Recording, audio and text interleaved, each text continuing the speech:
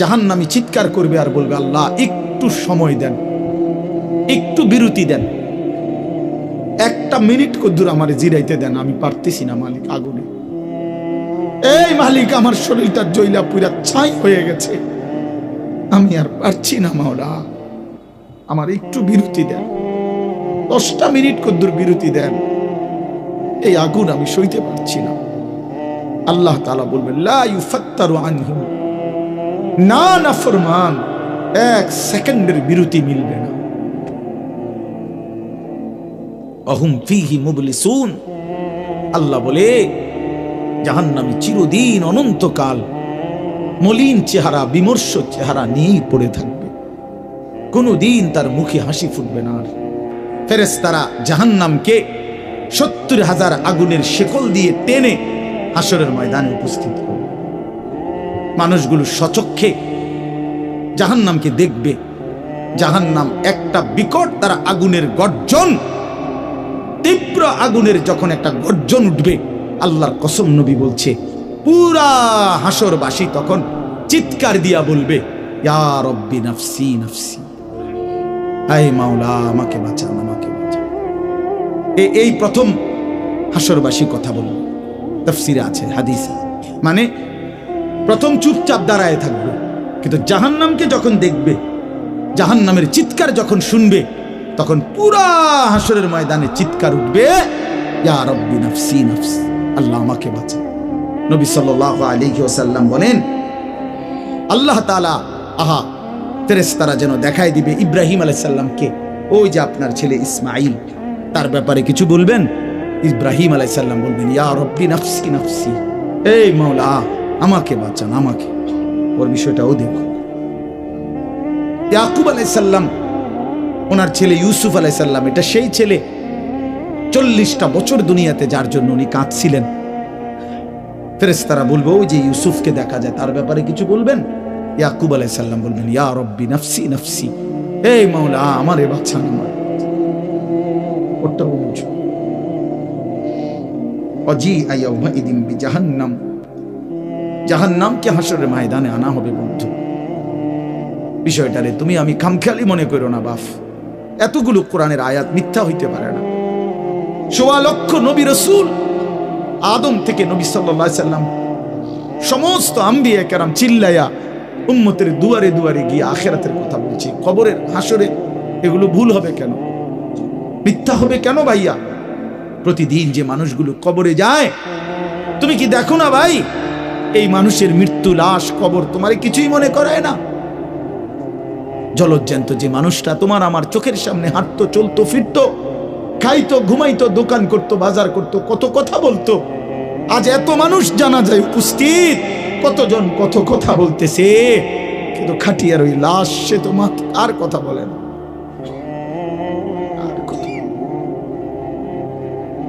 আর কথা বলে না। আমি তো আমার বাবার লাশ দেখছি, আমার বাপ সারা জীবন দেখতাম, আব্বারে দেখছি আমি বুঝাওয়ার পরে সারাক্ষণ বলতো, আমার সময় নাই, সময় নাই। আমার মসজিদ, আমার স্কুল, যে বাবারে দেখতাম ফজরের পর থেকে রাত 11টা পর্যন্ত শুধু দৌড়াইতেন, শুধু ব্যস্ত ছিল, সেই বাপ একদিন স্তব্ধ হয়ে গেছে। মৃত্যু বাবাকে একদিন থামাই দিছে, বন্ধু তুমি কি কোনো লাশ দেখো নাই? কেমনে এত লম্বা সময় নামাজ না পড়া থাকে ভাইয়া? 365 দিনে খোদার একটা বছরে। এই যুবক, আমি যদি তোর জন্য কাঁদতে পারতাম, 1 বছর কোনো দিন যুবক, কোনো দিন ফজরের নামাজ পড়লা না, হায় হায় মুসলমানের বাচ্চা, এত বড় বেঈমান কেমনে হইলা, কেমনে হইলা ভাইয়া? এ কেমন জিন্দিগি ভাই? কোনো দিন নামাজ পড়বা না? একজন মুসলমান 30 বছর মিথ্যা বলে, বসেন ভাই, একজন মুসলমান 30 বছর সুদ খায়। ওফো, এটা কেমন ভাইয়া? হ্যাঁ নওজোয়ান, মোবাইল চালাইয়া খুব রঙে আসো, মানুষের বেডি চাও, আর সারা রাত উলঙ্গ নর্তকী দেখো, আর সারাদিন টুঁটো টুঁটো কইরা বন্ধুদের সাথে আড্ডা দিয়া খুব একটা মোসে আসো, অপেক্ষা করো, টাঙ্গাইয়া ফিটবে। অপেক্ষা করো, রঙের গুড্ডি শেষ হয়ে যাবে, একদিন দেখবা তুমি আর যুবক নাই, হয় বৃদ্ধ হয়ে গেছো, নয় কবরে চলে গেছো। অমিনকুম মান ইউতাওয়াফা মিন ক্বাবলু অমিনকুম মান ইউরাদ্দু ইলা আরদালিল উমর।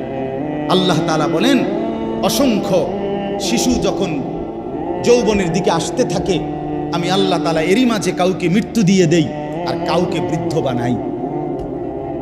সব শিশুই কি বুড়ো হয়? কথা বলেন। তাহলে তুমি কেমনে ভাবলা বাবা? অনেক নওজোয়ান মাশাআল্লাহ।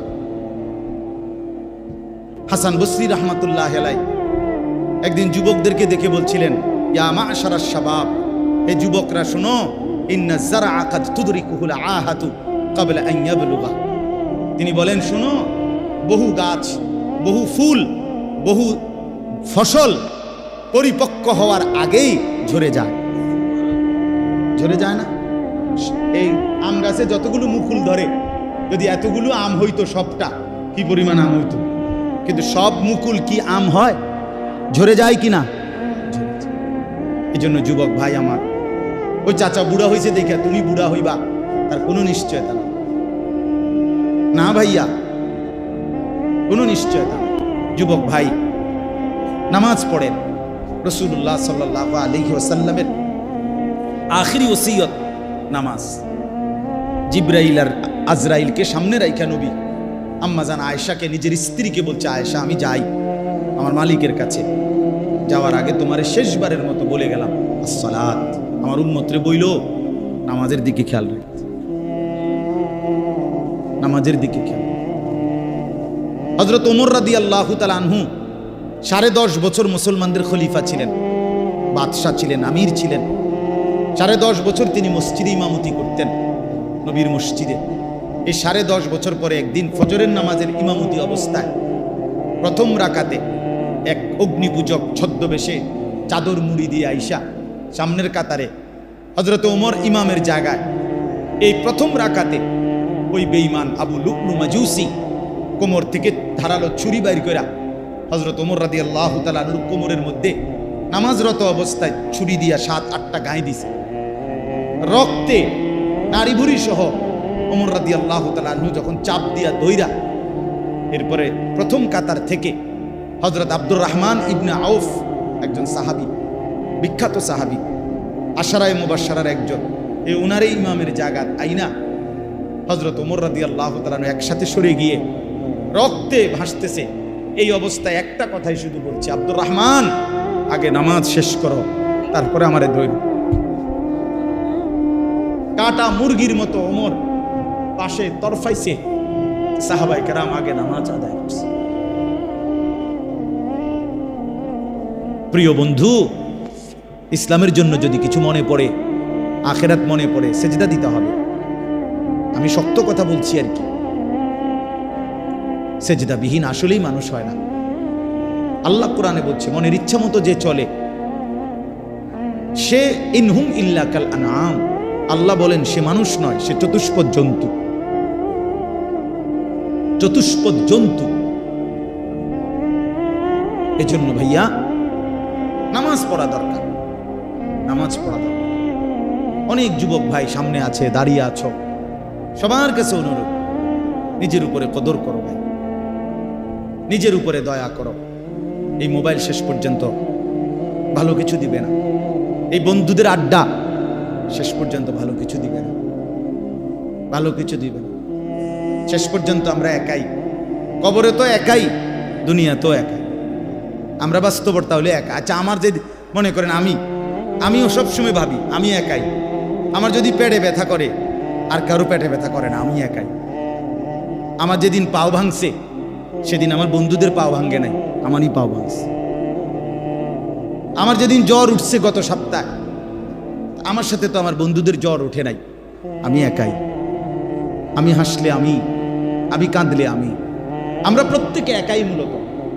কাজেই নিজেকে ভুলে যাওয়া, নিজের আখিরাত ভুলে যাওয়া, নিজের মরণ ভুলে যাওয়া, এটা জীবনের ব্যর্থতা, পরাজয়। এটা লাঞ্ছনা। আল্লাহ আমাদেরকে বুঝ দান